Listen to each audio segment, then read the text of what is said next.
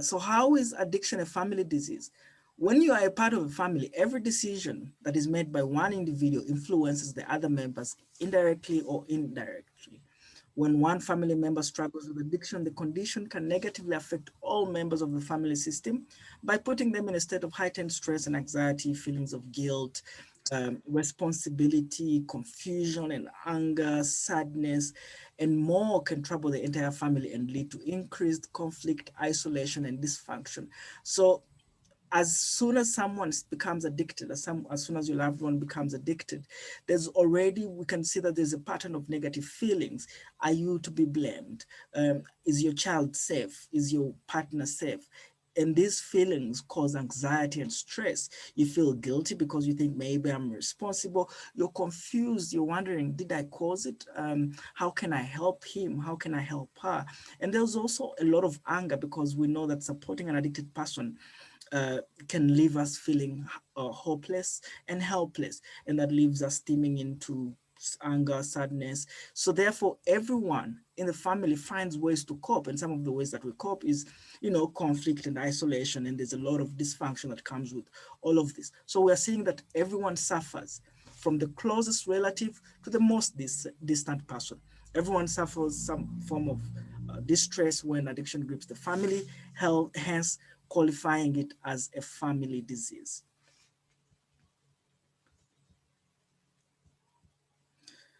Obviously, we know what, and I'm sure some of us have experienced these things. They are, first and foremost, there's mental health problems that are worsened or made persistent by our family loved ones, or family or loved ones being in addiction. For example, anger and resentment. We feel angry and we feel resentful towards our loved ones. We are anxious if they're going to be safe. We also feel mostly hopeless, and with hopelessness comes a sense of depression. There is shame because we can't believe that our loved ones are, whenever they get into shameful situations, it also makes us feel shameful. And that also comes with isolation. All these things affect how we think about ourselves, how we think and how we are feeling mentally. And I think a lot of, one of the biggest things that we experience as parents are usually stressed because their children are in active addiction.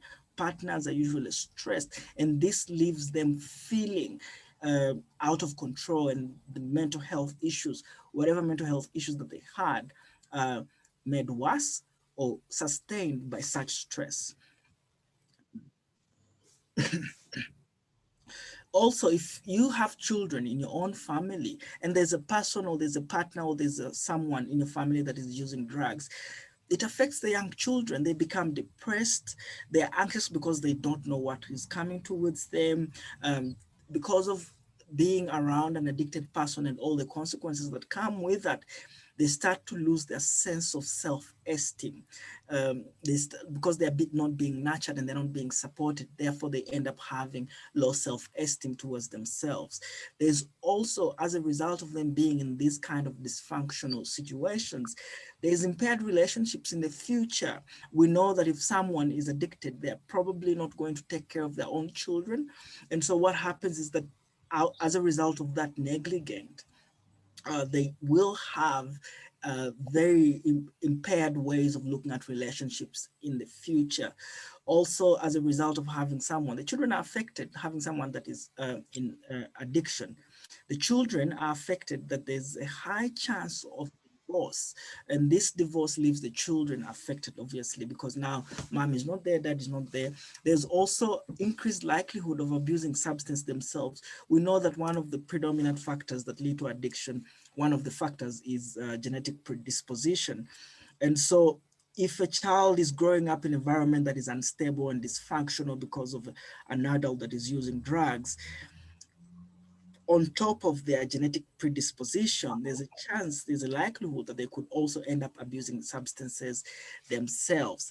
There's also been reports, and there's also been reports, especially from educational facilities, where children that come from addicted families struggle in the capacity to learn. Uh, they have a diminished capacity for learning. So what we're looking at is that adults, whether close or far, are being affected, and also the young ones in the family. And the young ones in the family, their effects are long term, that sometimes a child will have this impact come onto them 10 years, even when the person that was in addiction is now in recovery, but the children are still suffering as a result of having such a person around them. Next slide, Tanda. Sorry.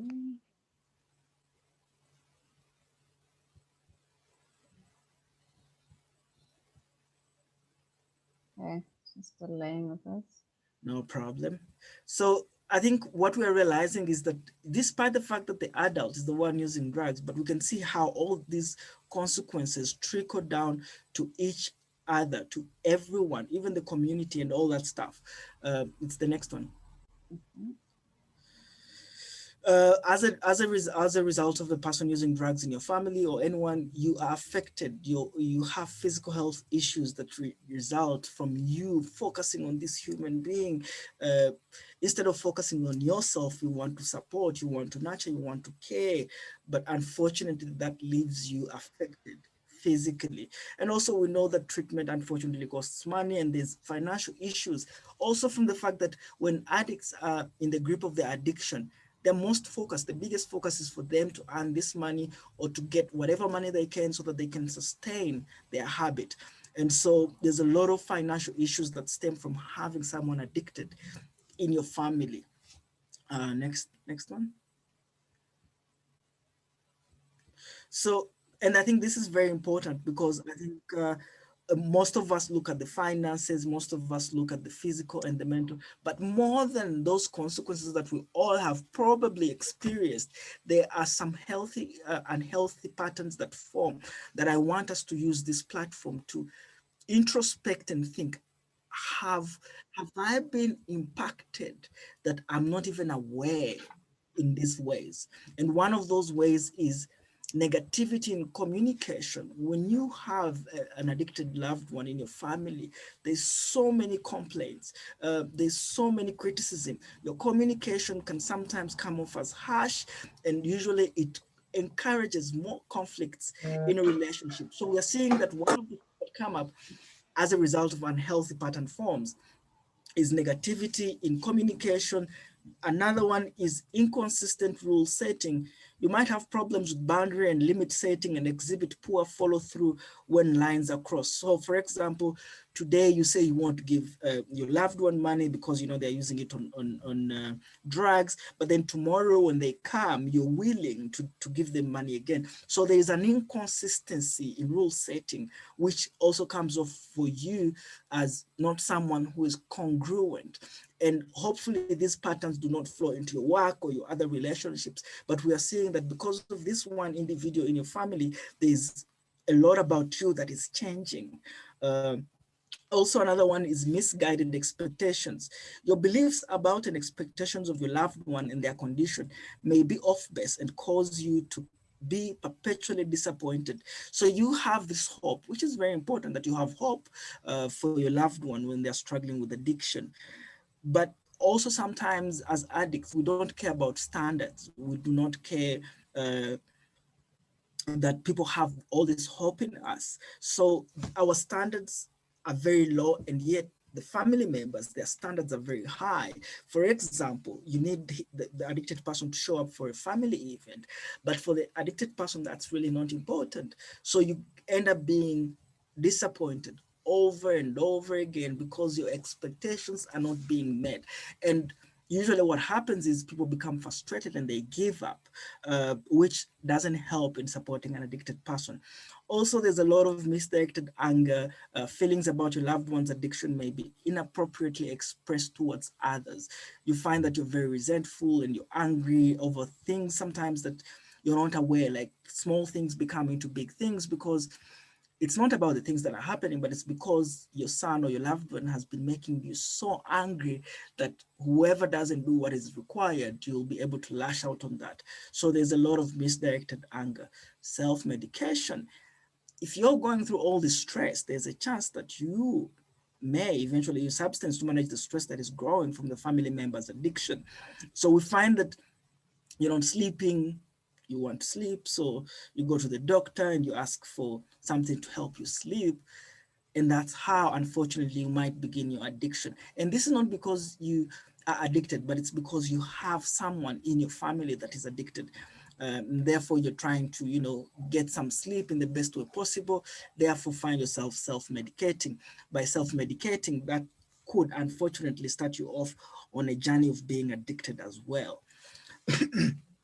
You may attempt to cope or keep the peace by ignoring all warning signs and acting as if nothing is wrong. So what we've experienced, and I think the whole treatment team will agree with me, is because you're so stressed with dealing the same situation over and over again, you decide to turn a blind eye towards all these things because you do not want to deal with the chaos. So you ignore, and at the end of the day it turns back to you, because how long can you ignore it for? So there's all these unhealthy coping mechanisms that we pick up just because our loved one is addicted.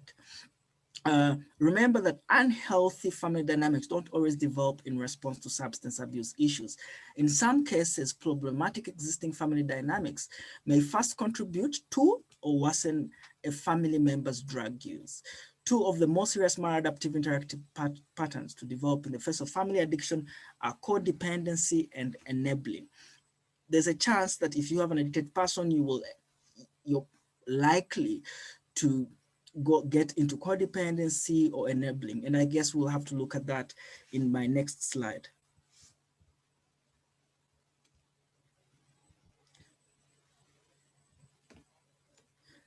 Codependence. What is codependence? And I know a lot of us hear the word codependence. What is codependency? So codependency, first with the definition, the state of being overly concerned with the family member while spending little time and energy on your own needs.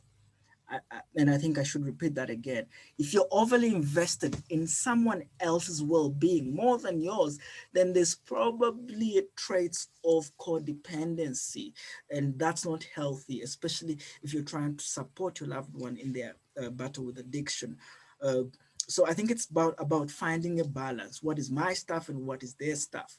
If you get caught into this codependency, you are affected in the following ways. You will have low self-esteem. You will appear very controlling because you do not trust. You will seem overly flexible to avoid anger and rejection. You will have oversensitive reactions to problems. You will stay loyal and dependent on the person no matter what. And that doesn't seem right, because what you're doing is you're compromising your own welfare for the addicted person's welfare. And another maladaptive way that we cope is enabling. And enabling is the state of constantly working to protect the family member from the natural consequences of substance abuse. So unfortunately, and I think it's also fortunate, that with addictions come consequences. I'm in recovery myself, and I've been in recovery for almost 8 years now. The reason why I stay in recovery is because I remember clearly my consequences. If my folks, if my family members had protected me from facing my consequences, I would not be here today. I would probably be somewhere trying to kill myself with more drugs and alcohol. So it's very important that when natural things happen, uh, consequences happen, that as a family we allow our children to experience that. As a family we allow our loved ones to experience that, because the moment we come in between the addicted person and consequences, we are enabling them. We enable them by making excuses, bailing them out, paying for their drugs, paying for their legal fees, sometimes starving of negative consequences. An enabler prevents the family member from experiencing the true cost of their addiction firsthand. Next slide. And eventually, if all these things pile up, at the end of it all, we have no relationships. The relationships dissolve. So I want you to imagine all the relationships that you have in your family that have been impacted as a result of your loved one being in active addiction. This is what happens when our loved ones are in active addiction. The stress, the struggle, everything becomes overwhelming, that instead of focusing on these natural relationships, we start focusing on the addicted person, therefore not nourishing, not supporting each other. And also there are other things like the inconsistency, the unreliability, the lying involved with addiction. everyone loses their balance, and with time, addiction will cause their family relationships to deteriorate as disagreements and differences in coping skills drive people apart. So let's imagine a family with an addicted child, an enabling mother, and a father with misdirected anger. In this situation, the father could take out his anger on the mother for enabling rather than being upset with his child.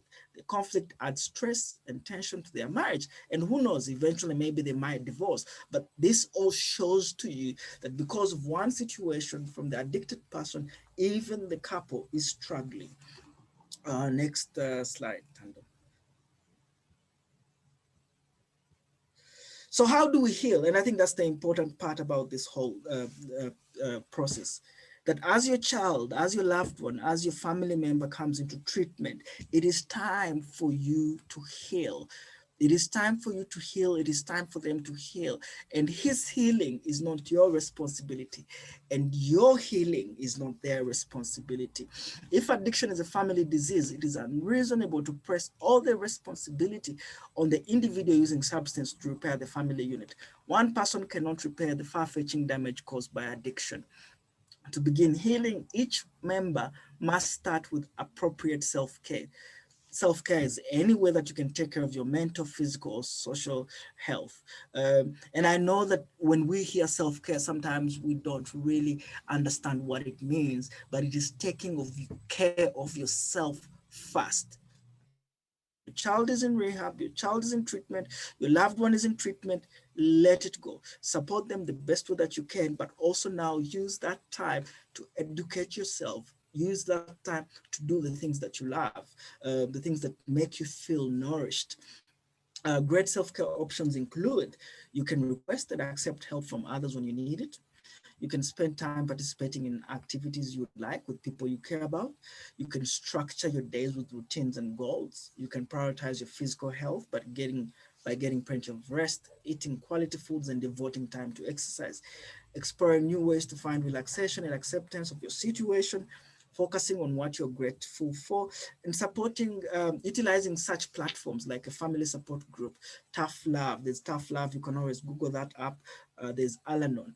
It is important to remember that taking too much responsibility for the behavior of others, including family members, puts you in a difficult position. Ultimately, the individual is responsible for their choices, but you can always offer support when appropriate. Next slide. Supporting. So what is the difference? How can I support instead of enabling? What's the difference?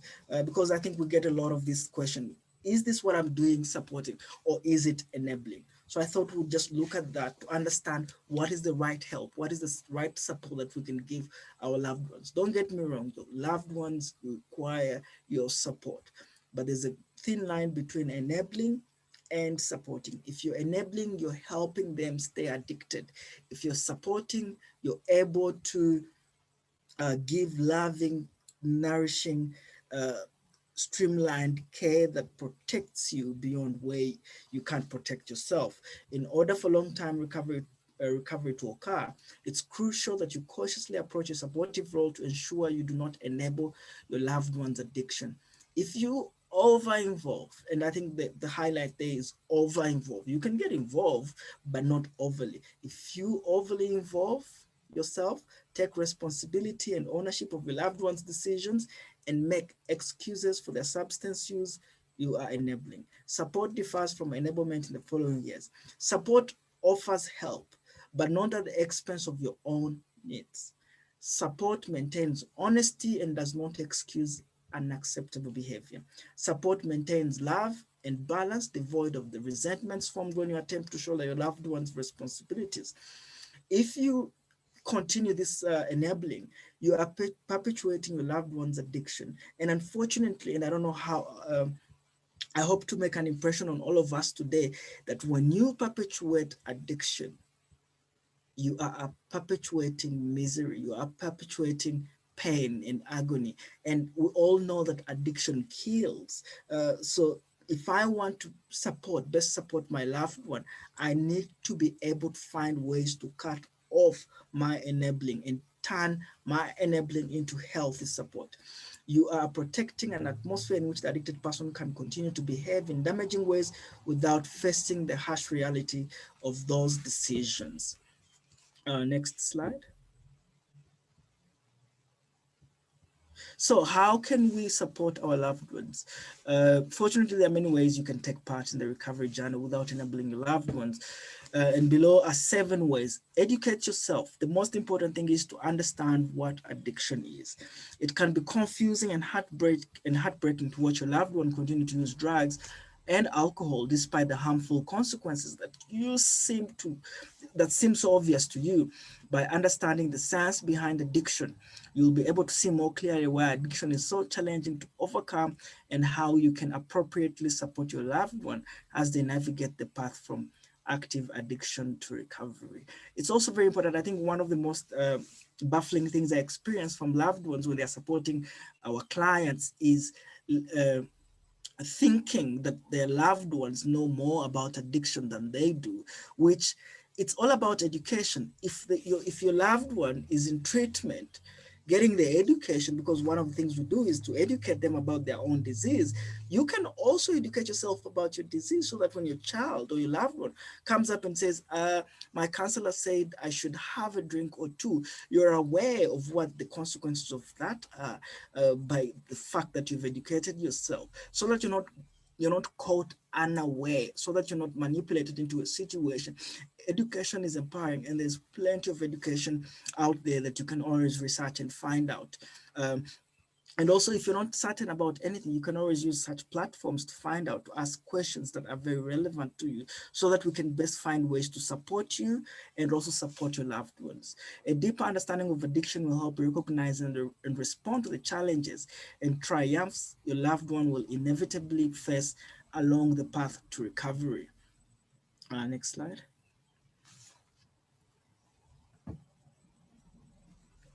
So, another important thing that we can practice as family is encourage our loved ones to stay in treatment. It's uncomfortable. Being in treatment is uncomfortable. It's a hard journey. And one of the most things that we hear every day is, I want to leave. But part of treatment is staying through the discomfort. Part of recovery is staying through the discomfort. So what usually happens is, if a client wants to leave, as family members, you are supposed to encourage them to attend and to stay in treatment, because it is the safest thing to do. If they are contained, the longer they stay away from the drugs, the higher their chances of getting sobriety and maintaining sobriety. Okay. During active addiction, your loved one may reject the idea of treatment multiple times. It is important to continually encourage them to seek help, no matter how many times you hear no. Furthermore, encourage them to stay committed to treatment plans as advised by their counselors and therapists. Another way you can support your loved one is by setting healthy boundaries. No ifs or buts. If you want to set a boundary, you make it clear, concise, and straight to the point. And I will go to the example just in a minute.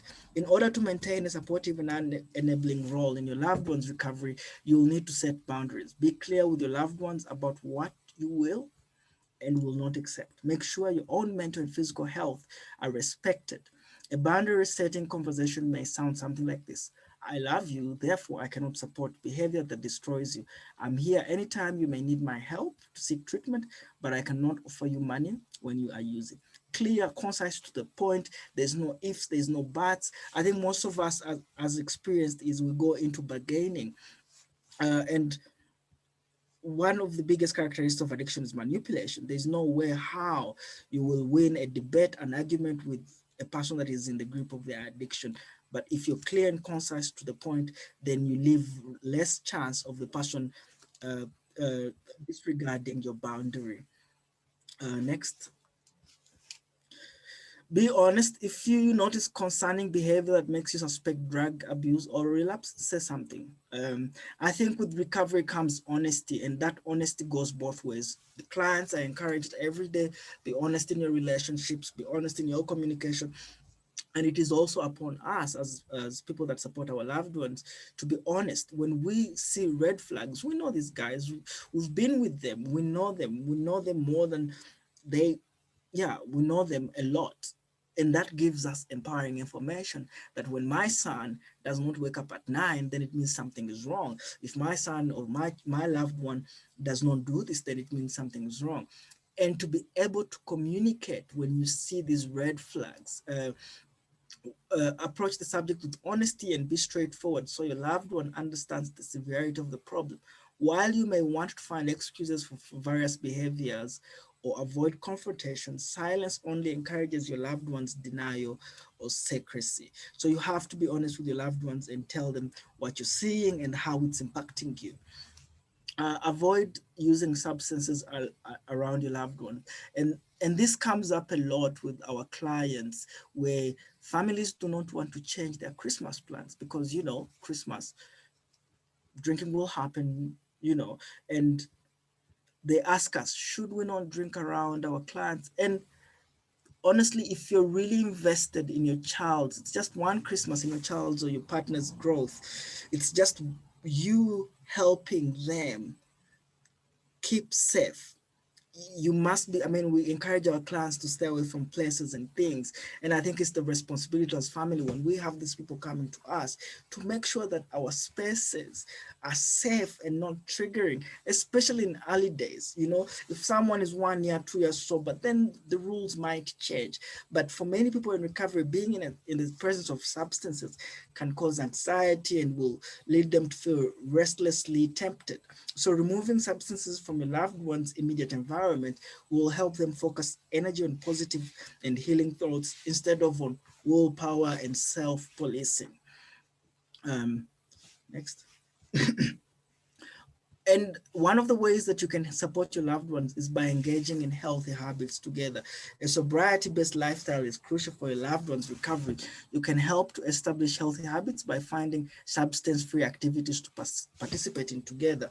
Look for activities that both of you enjoy, those that will reinforce the idea that social connection and fun are possible even when you're sober.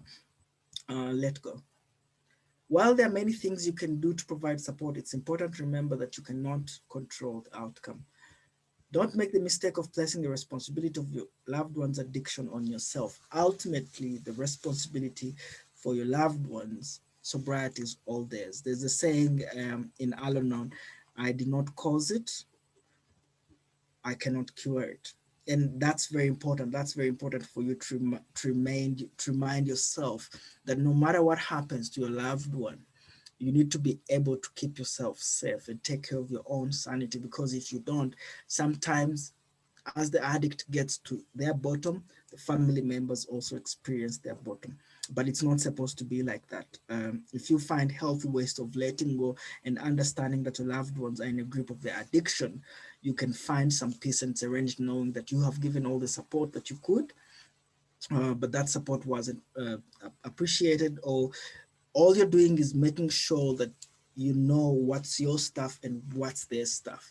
In that way, you don't get pulled down into their bottom, as sometimes most addicts will eventually get to bottom, but also you find that the family has gone down with them because none of them was able to let go.